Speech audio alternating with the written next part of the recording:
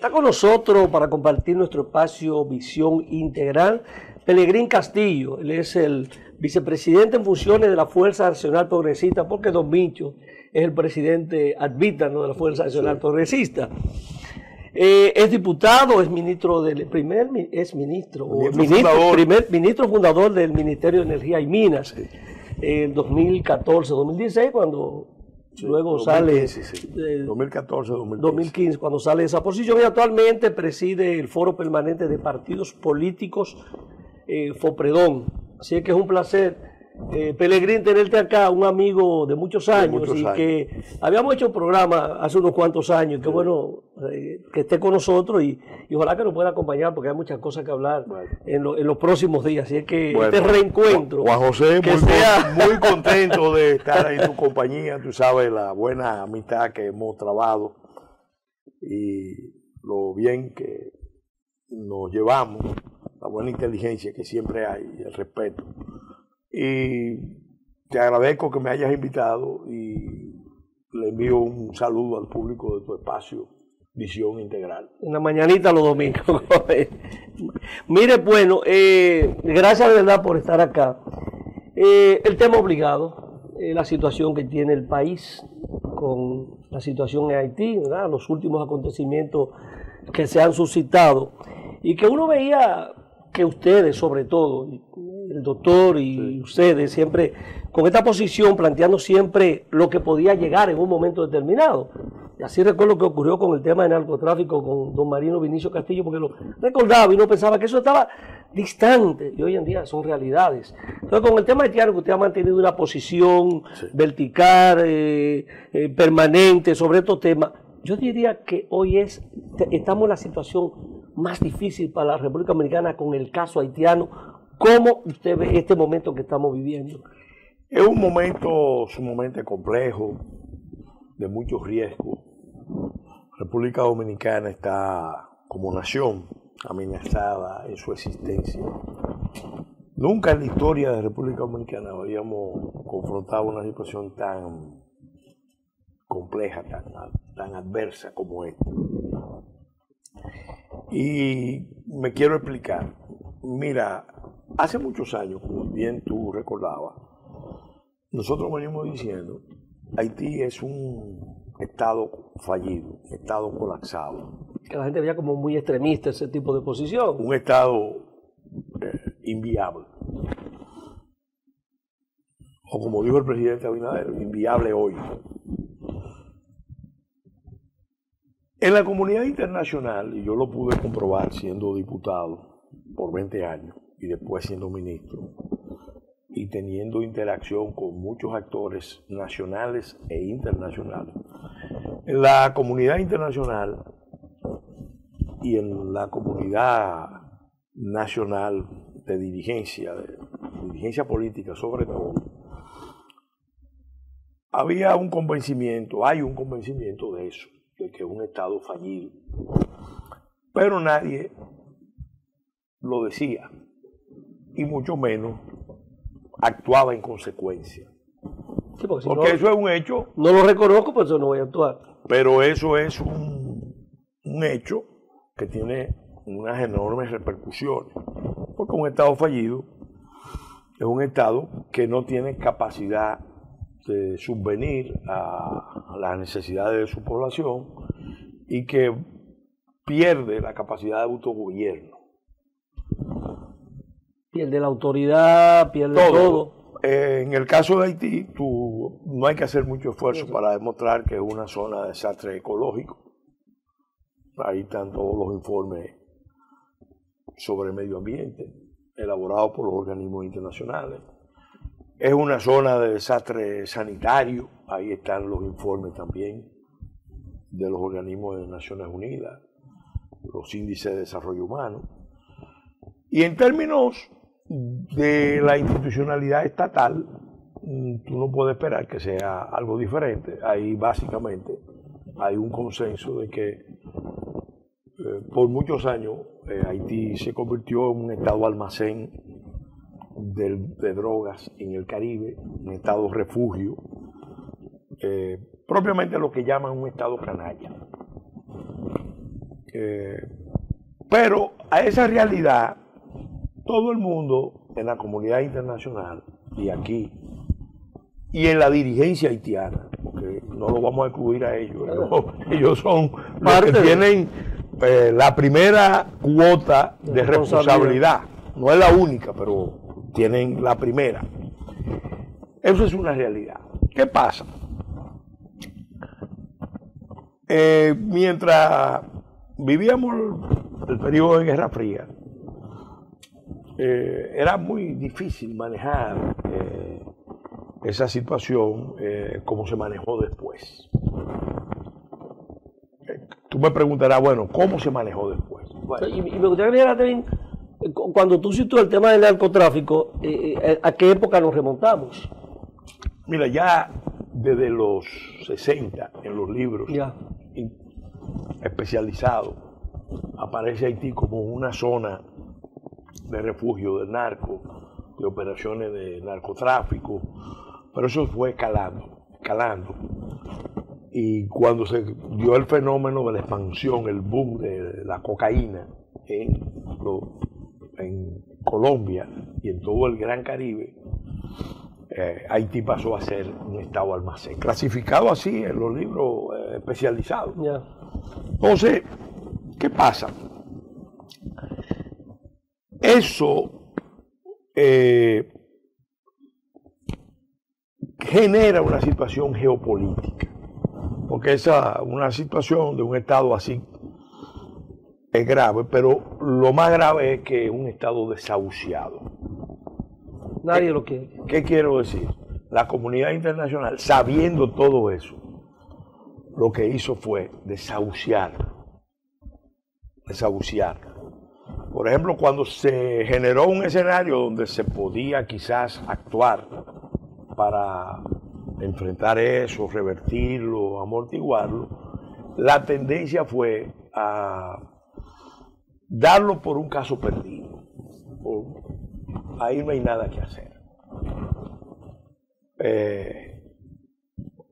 Es un estado que desde que nació fue aislado por la comunidad hemisférica. Y ellos mismos, en una natural reacción de afirmación y de defensa, se excluyeron, se reafirmaron y se convirtió en una especie de gueto en el Caribe, cerrado, donde se afirmaban sus identidades, pero distantes de todas las comunidades hemisféricas. Quien marcó el paso de esa política en 1801, oye a donde yo me voy, fue el presidente Jefferson, que en ese momento creo que era secretario de Estado, y declaró: aísle la peste de la rebelión a la isla de Santo Domingo. Por el tipo de porque ellos no querían, teniendo una estructura esclavista muy fuerte, tanto más fuerte que la que tenía Francia en Haití, ellos no querían que ese ejemplo se propagara. Claro, hay que ser justo. Quien elimina la esclavitud en Haití, no es como se dice, bueno, los haitianos ayudaron en sus luchas, los esclavos ayudaron en sus luchas, pero es la Revolución Francesa la que declara la eliminación de la esclavitud.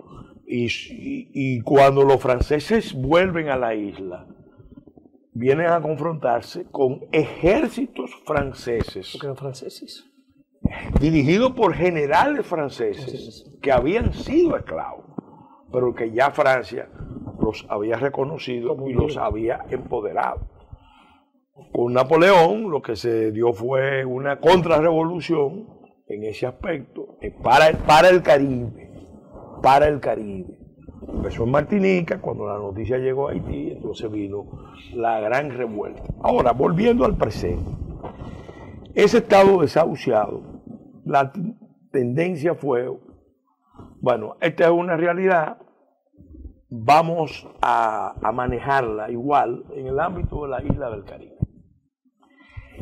Y eso se vio claro primero cuando al gobierno dominicano del doctor Joaquín Balaguer lo llevaron al ingreso conjunto a Lomé.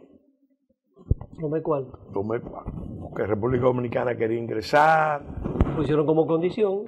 Haití quería ingresar. La condición que impuso la Unión Europea y toda la región del Caribe fue: tienen que entrar juntos. Y nos impusieron un ingreso conjunto. Pero eso generó muy pronto problemas, porque acuérdate que la primera gran crisis de ese esquema se produce cuando Aristide va a Naciones Unidas, en la primera oportunidad que tiene de ir a Naciones Unidas, y acusar a República Dominicana de esclavitud. Sí. El doctor Balaguer, que tenía juegos pesados, le respondió: bueno, si aquí hay esclavos, vamos a liberar los esclavos, pero se van para allá. Y entonces se dio algo que la gente no ha analizado las implicaciones, muy parecido a lo que se está dando ahora. El presidente Aristide le pidió a las Fuerzas Armadas haitianas que fueran a la frontera a resistir las repatriaciones. Es muy peligroso. Obviamente, las Fuerzas Armadas haitianas, que tenían una coordinación con los norteamericanos, frente a un presidente que era el que tenía la mayor legitimidad, porque fue elegido por la mayor cantidad de votos, pero al mismo tiempo había perdido esa legitimidad porque se había convertido en un tirano sanguinario. O sea, los enemigos eran asesinados, quemados. Al método haitiano. Con los métodos. Con los métodos haitianos. De los Chimères. O sea, se salió de los Tontombacú, entraron los Chimères de Aristide se dedicaron a combatir a los antiguos Tontombacú, y virtualmente había una especie de guerra. Los Tontombacú era una milicia de Duvalier. De Duvalier, claro. Y Aristide llegó también con su milicia. Su milicia de los Chimères, que eran milicias que usaban métodos terroristas. Entonces, ahí se vio por primera vez cuál era el enfoque americano. Los norteamericanos, entre 1991 hasta 1994, adoptaron dos posiciones. En el caso de Bush, le dio luz verde al derrocamiento de Aristide. Cuando gana Clinton, el caucus afroamericano, y eso no lo podemos olvidar, con la diáspora haitiana, con un Aristide en Washington y con sectores liberales del Partido Demócrata que habían jurado un pacto en la década de los 60 de luchar por la liberación de los pueblos negros de América, empezaron un esfuerzo que nunca se había hecho. Una invasión para el retorno al poder. Entonces, al país más pobre le imponen un bloqueo. Haití tenía un 5 o 6% de cubierta forestal. Con el bloqueo de combustible bajó a un 1 o un 2%. Que hacía insostenible el gobierno. Claro, tenía una pequeña estructura de zona franca. Lo que se había logrado se perdió. Tenía una estructura turística precaria, pero funcional. El grupo MED y otros grupos, por ser un país muy exótico, con mucha cultura, atraía mucho a los europeos y a los norteamericanos. Bueno, entonces también eso se perdió. Y Clinton siguió con esa política hasta que reponer a Aristide. Eliminaron el ejército. Que fue uno de los y lo peor, Clinton, tiempo después, impulsó la política, porque pasó a ser el gobernador de facto de Haití. Impulsó la política de la eliminación de la producción de arroz en Haití, para que los haitianos recibieran el arroz de los Estados Unidos. Eso afectó enormemente a la agricultura haitiana. Lo que ellos tenían, que eran de subsistencia, pero era lo que ellos tenían. Sí. Entonces, ¿qué pasa? Ahí en esa crisis se ve ya el interés norteamericano de encapsular la crisis en la isla de Santo Domingo. Y yo fui testigo porque acompañé al presidente Fernández, en ese momento era candidato a la vice. Él me invitó a que lo acompañara a Washington, a Nueva York. Y Washington, en una gira, yo era candidato a diputado y fuimos en enero del 94, hacía mucho frío.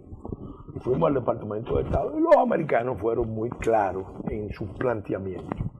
Nos dijeron claramente, aquí nosotros no podemos manejar esta crisis sin República Dominicana.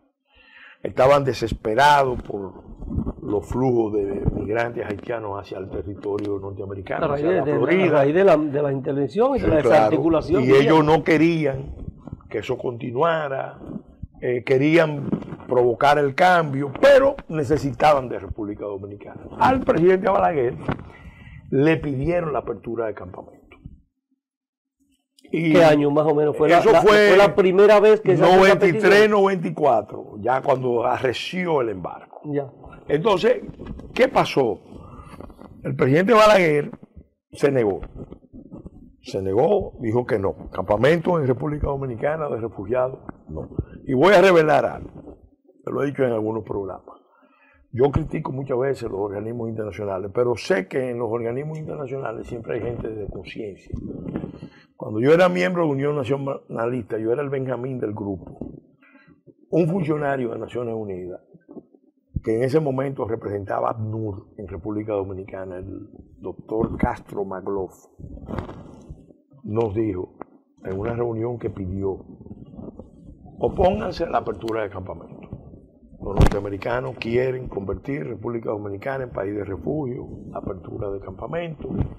Si ustedes hacen eso, van a destruir su país va a pasar décadas. Que lo que habían hecho era propiciar de que eso se diera. Claro, pero él entendía que lo que se estaba cometiendo no era justo. No era justo. Y no lo dijo. Y bueno, Unión Nacionalista, cuando conoció la noticia, jugó un papel importante en la campaña internacional y nacional para evitar que el gobierno dominicano cediera a las presiones.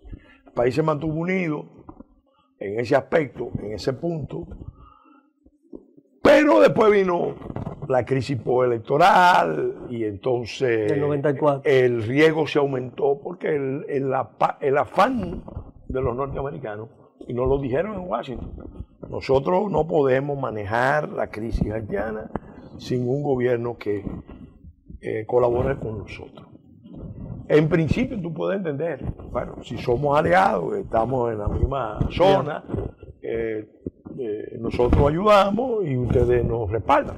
Ese era un esquema que podía tener sentido, pero nosotros le dijimos claramente que eso era muy peligroso.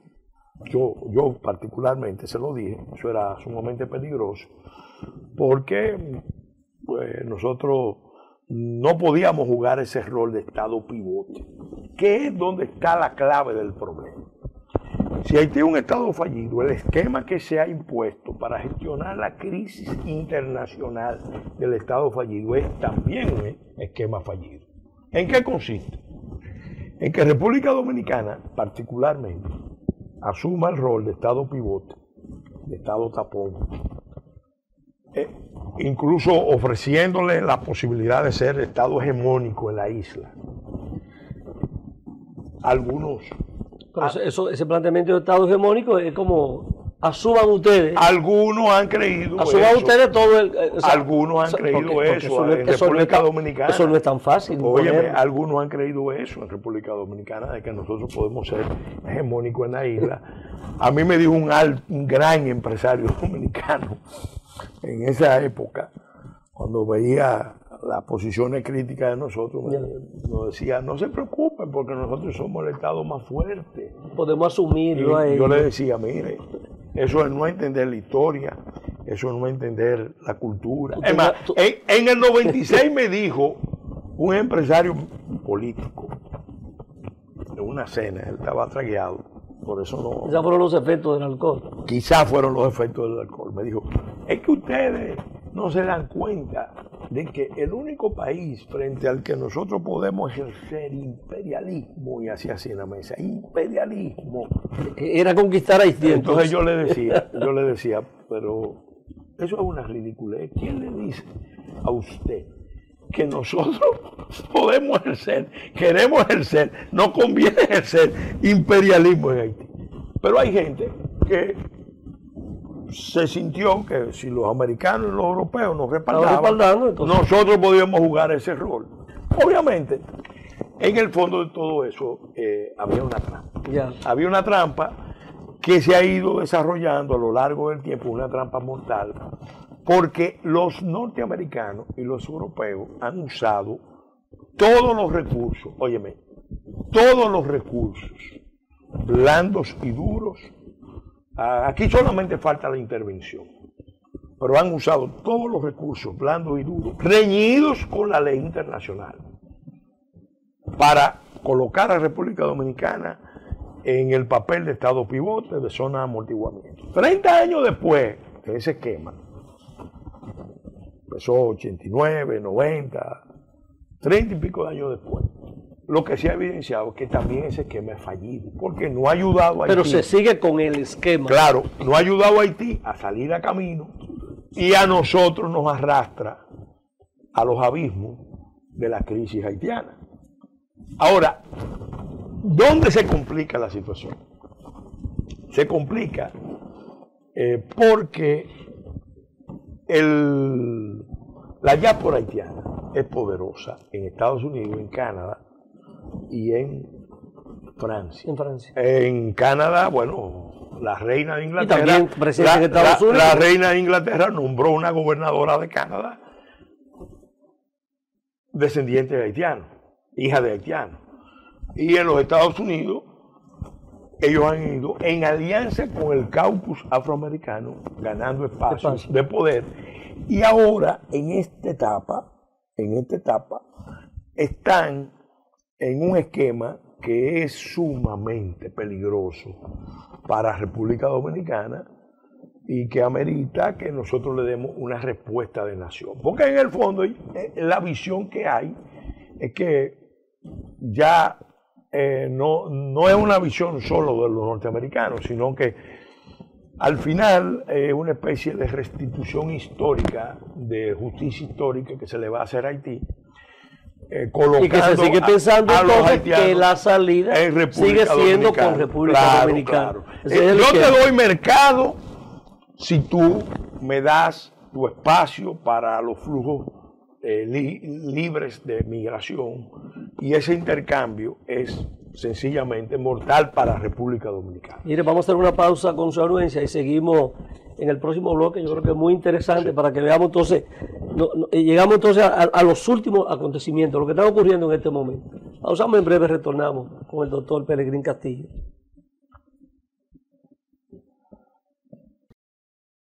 Continuamos conversando con Pelegrín Castillo. Mire, vamos a ver la situación que tenemos en estos momentos, o sea, los hechos que se han suscitado, ¿no?, en los últimos días. La primera fue la visita de la subsecretaria de Estado de Seguridad y Ciudadanía, Democracia, Derechos Humanos, que realmente vino con un tema de presión para resolver los problemas, diciendo que los haitianos son apátridas, ¿verdad?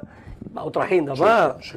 Pero eso era lo principal. Luego el alto comisionado de Naciones Unidas, Filippo Grandi, que vino con el tema de la no devolución de los haitianos. Le siguió el alto comisionado de Naciones Unidas, el señor Volker Turk. Exacto. Que el tema de la devolución forzosa. Entonces viene el tema el comunicado de la Embajada de Estados Unidos, el señor Robert Thomas. Y luego surgió el tema de la Oficina de Aduana y Protección Fronteriza de Estados Unidos, con el tema de la entrada del azúcar del Central Romana a los Estados Unidos. Todos esos acontecimientos son parte de la presión que sigue existiendo sobre el país y cómo ha reaccionado el gobierno, las autoridades, el liderazgo nacional, partidos políticos. O sea, estamos fijando las posiciones correctas ante esta embestida y el hecho de que se le ha pedido 2 veces creo que en el Foro de las Américas fue, Sí, sí. al presidente de la República, de nuevo la presión para que se permita una zona de refugiados en la frontera. Mira, realmente ese plan de hace muchos años, de que República Dominicana sea zona de amortiguamiento, buffering internacional de Haití, lo quieren concluir, lo quieren rematar, quieren ya darle una terminación a ese proceso.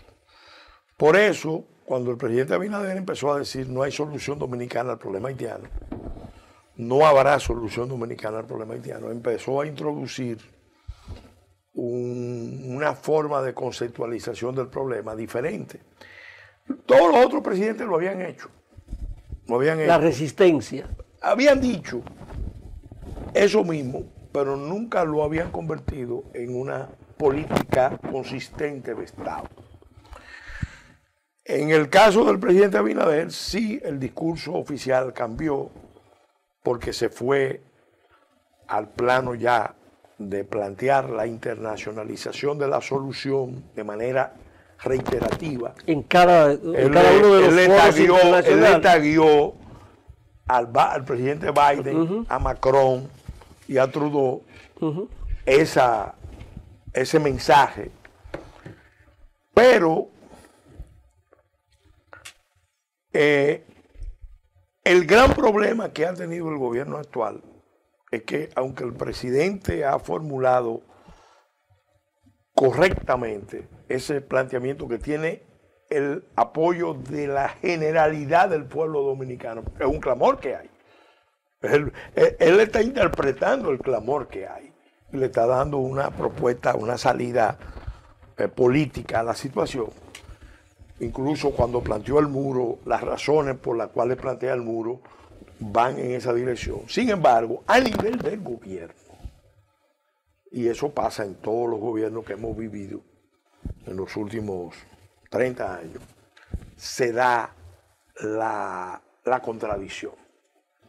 En este caso es muy seria porque el planteamiento del presidente no es secundado por los ministros.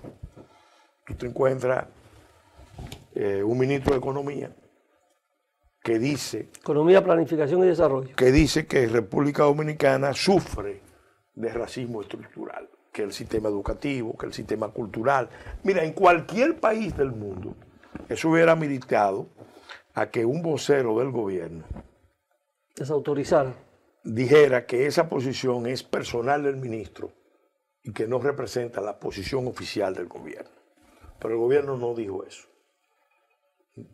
Yo sé que la información que tengo es que al ministro se le llamó la atención de que no tocara el tema y menos de esa manera, pero no hubo un planteamiento público y en esto hay que tener mucho cuidado.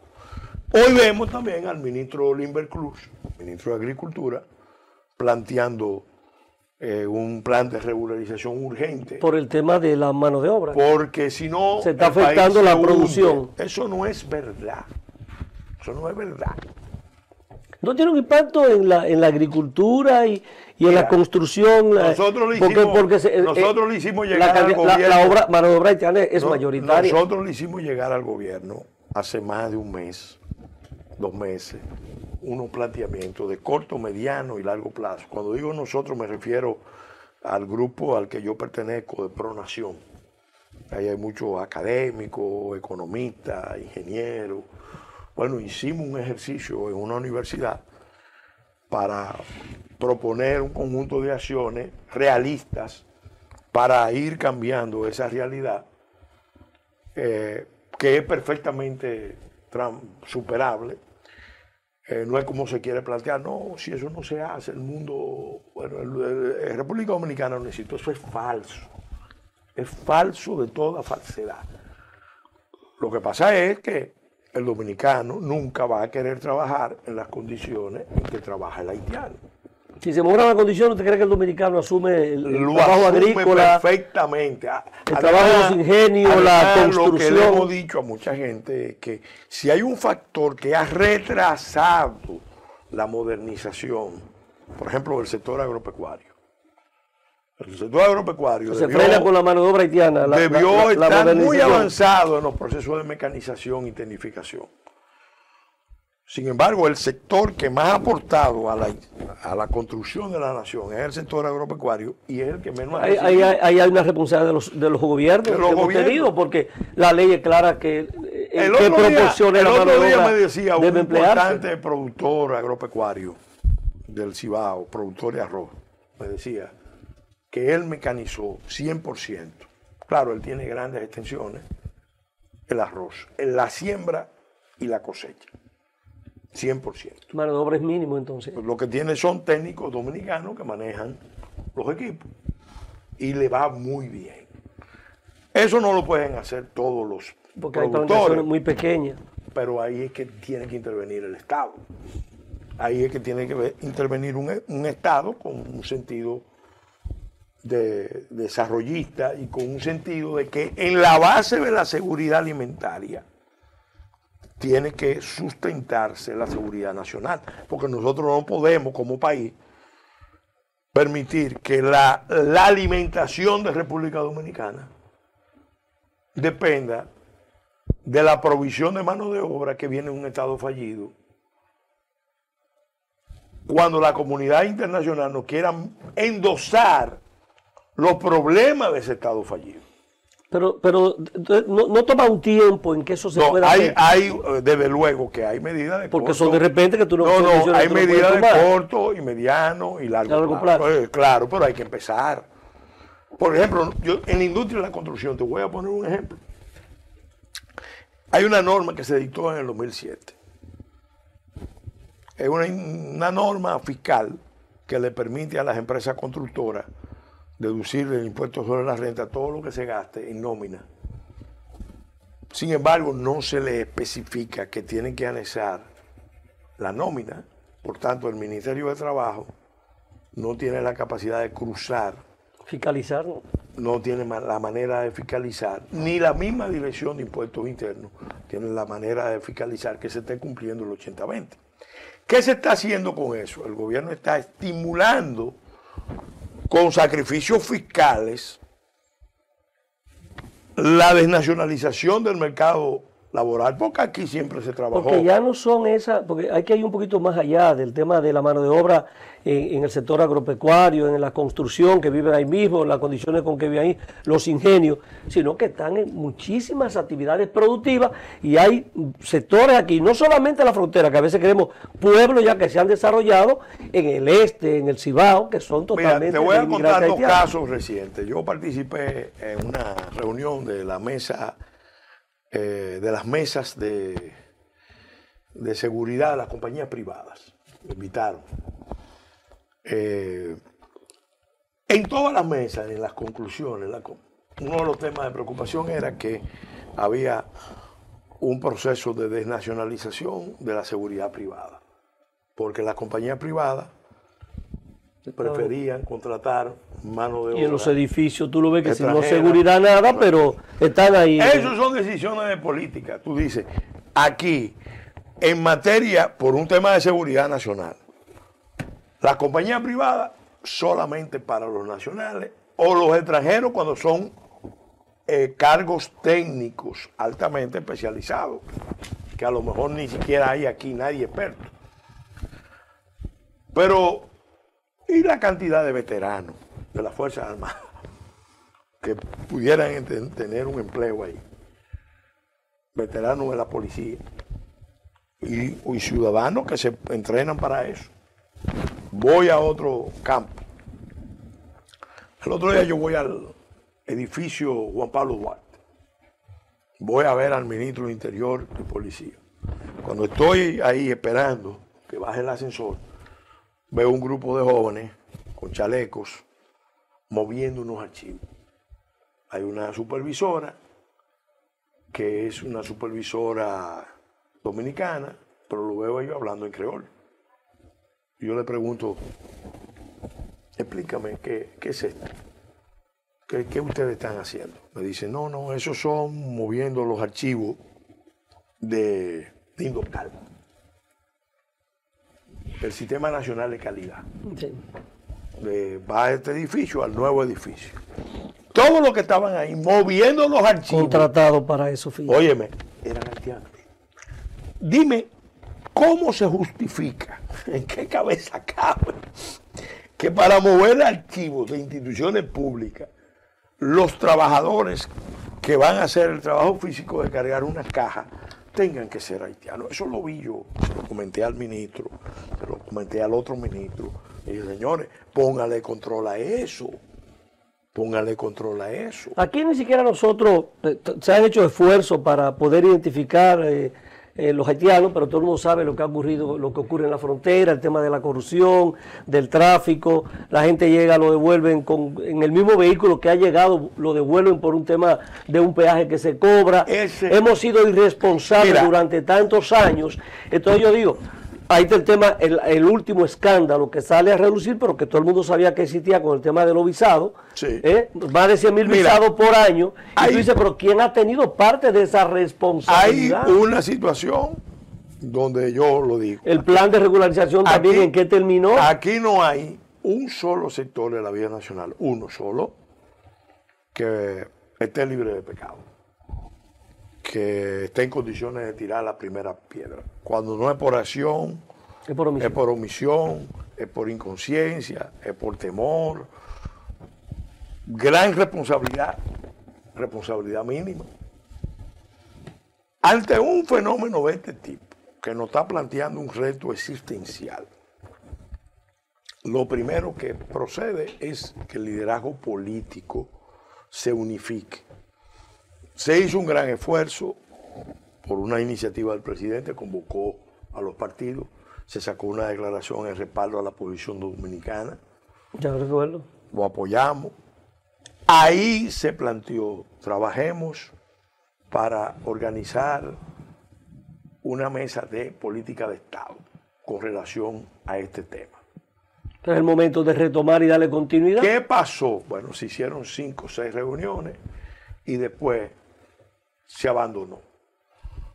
Yo desde Fopredón he tratado por todos los medios, a nivel de gobierno, a nivel de oposición, de que este tema finalmente se consigne en una especie de gran acuerdo, de acuerdo de Estado, que involucre a todas las fuerzas políticas principales que quieran participar y que además el compromiso sea que no se maneje con carácter electoral, sino con carácter patriótico. Claro. De modo que lo mismo hable el gobierno. Y que definamos un plan que se vaya a cumplir, que se le dé seguimiento, que todo el mundo esté claro qué es lo que se va a hacer, pero que se ejecute, pero no que empecemos un plan y lo abandonamos y la situación sigue siendo la misma. Porque si no nos comportamos como Estado, nos van a tratar peor que una colonia. ¿Por qué la comunidad internacional tiene la actitud que tiene? Vamos a asignarle eso a República Dominicana. Vamos a pactar con sus élites. Porque somos corresponsables de la situación que tenemos que dar en este momento. Entonces, la gran prueba de nación, y yo se lo he dicho al sector empresarial también, ustedes con su visión han contribuido a que nos coloquen en el estado, en la trampa mortal en que estamos. Esta es la oportunidad de salirse. Pero no es para abandonar a Haití, porque, ojo, yo estoy claro en una cosa, Mañana tú sacas 1,5 millones de haitianos. Tenemos 2. ¿Usted cree que tenemos 2, más o menos? Aproximadamente. Esa es la estimación. Aproximadamente. Tenemos 2 millones de haitianos, pero con tendencia a crecer. Porque si fueran 2 ya estables. Pero si damos 100,000 visas por año, y aparte de lo que entra a llegar, ¿dónde vamos a llegar? Entonces, ¿a dónde va a conducir eso? Va a conducir a una balcanización de la isla, un choque de poblaciones, parecido al que afectó a Costa de Marfil, que eso fue seguido de intervenciones internacionales, y eso tiene ya 15, 20 años, y no se ha resuelto.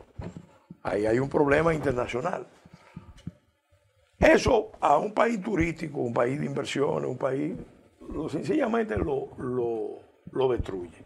Y además, obviamente, perdemos entidad internacional, perdemos autoridad para, y yo creo que para en hacer, este momento esos pronunciamientos y todo esto no está afectando entonces, como país. Afecta el turismo, afecta la economía. Para cambiar eso se necesita unidad nacional, voluntad de cambiar internamente. Eso va a implicar sacrificio. Va a implicar saber que es una realidad con la cual estamos conviviendo y que no pueden ser decisiones radicales. Y sobre todo tenemos que tener una alternativa, porque, repito, si mañana pudiéramos llevar 1,5 millones de haitianos a Haití y no hay un plan de levantar Haití, de reconstruir Haití, o salir los que están ilegales, pero los que están aquí ya... Pero aunque salgan los ilegales, porque la mayoría de los que están aquí son ilegales, aunque salgan, la solución justa, moral, racional, es equilibrar la isla. Nunca, óyeme Juan José, nunca se ha hecho en 30 años un esfuerzo por rescatar y reconstruir Haití. Ni siquiera cuando se produjo el... ¿Y ese equilibrio de la isla que usted plantea? Óyeme. Con la ayuda internacional. No, tiene que ser un esquema de corresponsabilidad. Los haitianos asumiendo sus responsabilidades, los de la diáspora que están excluidos también y también resentidos. ¿Con quiénes? Están resentidos con la élite que gobierna Haití o que desgobierna Haití, y está resentido con los dominicanos, porque ellos entienden que de alguna manera la desgracia de Haití viene vía República Dominicana, porque la potencia han usado siempre a República Dominicana como el factor de hegemonía ya. La crisis se sigue, en Haití sigue afianzándose. Todos los días es peor. Mira, recientemente una masacre de 12 personas, quemaron unas comunidades, todo el mundo sabe el control, ya no el narcotráfico, sino son las bandas armadas, que no hay salida. Entonces tú dices, la comunidad internacional, ¿cuál será la posición que tiene que asumir? ¿Cuál es que va a asumir? Mira lo peligroso que es esta situación. Estados Unidos salió de Afganistán dando pena. Se retiró de Afganistán dando pena. Pero inmediatamente después, a lo poco tiempo, empezó a susar el conflicto de Ucrania. El conflicto de Ucrania explotó, Ucrania-Rusia, y eso le sirvió a Estados Unidos para reconstituir la OTAN y para reconstituir las relaciones noratlánticas, que ahora están más fuertes que nunca. Por lo menos hasta ahora, eso es lo que se ve. ¿Qué pasa? En el área del Caribe, porque es una guerra mundial que hay híbrida, en el área del Caribe se está librando una especie de gran batalla, solo que ya esta vez con los estilos orientales. Los chinos, acuérdate que no juegan ajedrez, ni tienen un estilo de guerra como el occidental, sino que juegan Weiqi y tienen un estilo de otra naturaleza. ¿Qué quieren? Básicamente, lo que están haciendo es una especie de movimiento de demostrarle al mundo que Estados Unidos es una potencia en decadencia, que no es un Estado confiable, que no es un aliado confiable. Ya el Pentágono reveló que la salida atolondrada, penosa de Estados Unidos de Afganistán fue usado por China para demostrar que no es un Estado confiable. Cuando vino la pandemia, la diplomacia china de vacunas, o de las vacunas chinas, como se dice, se usó también para demostrar que Estados Unidos no es un aliado confiable. Y que en momentos difíciles... Porque en los momentos difíciles no fue solidario en los países vecinos, más pobres, ¿no? Pensó primero en ellos, sino exclusivamente en ellos, y entonces ahí los chinos avanzaron. Ahora, con relación al tema de Haití, es delicado, porque Haití es un estado emblemático. Haití representa mucho para una parte importante de la sociedad norteamericana, específicamente para los afroamericanos, pero representa mucho para los países africanos, representa mucho para otras fuerzas y corrientes del mundo. Entonces, ¿qué pasa? Los norteamericanos tienen un problema, porque no es tan fácil ahora meterse en Haití después de en lo una que ocurrió acción internacional, después de 30 años de Sí. intervenciones fallidas. Son 10 misiones que han enviado a través de Naciones Unidas, porque tú estás acusando a Rusia de una agresión a Ucrania. Entonces, meterte en Haití cuando el liderazgo haitiano te está diciendo que no está de porque acuerdo. está la oposición haitiana. Claro, yo digo hoy unas declaraciones muy claras. Mucha gente está celebrando la posición de la embajada china. Bueno, yo digo que es una gran cosa que la embajada china diga que respeta las decisiones de República Dominicana en materia de migración. Eso se le agradece. Pero, ojo, China tiene su juego en el Caribe y lo tiene junto con Rusia y lo tiene junto Sus intereses están ahí con en toda América Señores, Latina. Irán tiene 1 millón de hectáreas en Venezuela. Entonces, ¿qué pasa? Nosotros sabemos, yo sé, que en Haití se está preparando una gran revuelta, una gran revolución, que va a ser Encabezada por quién? antioccidental, anticapitalista, anti-norteamericana, anti-blanca y anti-dominicana. Es remontarse a principios del No, siglo. pero ellos, los líderes del movimiento, lo están diciendo. Nosotros tenemos que volver a los orígenes. Y el Remontarse problema de Haití, al origen de la revolución, de la revolución el haitiana. problema de Haití es romper con los vínculos neocoloniales que nos han impuesto. Claro, tú te imaginas lo que es un fenómeno Bueno, de esa naturaleza la salida ahí. para acá. Entonces, a No nosotros, podemos contener la yo le he frontera. dicho a los chinos, le agradecemos mucho su posición, pero no le vamos a agradecer que en un país que lo que necesita es ser reconstruido, venga un proceso de explosión, Bueno, porque eso nos va a desestabilizar como isla. Y ahí sí No hay tenemos que tener mucho cuidado. La solución tiene que venir en una conferencia internacional, que yo titularía, pero eso lo dejamos para otro programa, Exacto. porque yo sé que el tiempo se acaba, 7 por 1. La conferencia se puede llamar así, 7 por 1, ya. o 1 por 7. Porque ahí, con esa fórmula que yo explicaré en un programa, podríamos lograr el objetivo de estabilizar Haití, de rescatarlo, levantarlo, reconstruirlo, que es al final lo que podría traer la paz y la estabilidad en el ámbito de la isla y del Caribe. Bueno, mire, yo creo que amerita una nueva entrevista, una nueva conversación sobre este tema interesante, pero creo que se nos quedan muchas cosas. Sí. Y creo que un poco Estados Unidos trata de suavizar esto con la jefa de la... Los guardias americanos entienden mejor el problema.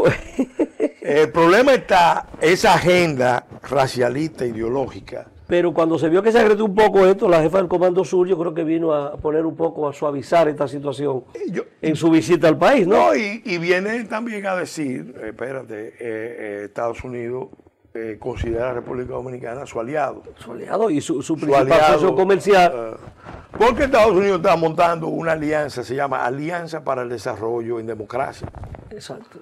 Y entonces la Nosotros República hemos sido Dominicana... lo que hemos impulsado eso y lo hemos impulsado también en parte de Centroamérica. Es que es una potencia en crisis, Bueno. que tiene un problema de dirección grave. Mientras tanto, esto hay que manejar con mucha inteligencia. Sí, claro.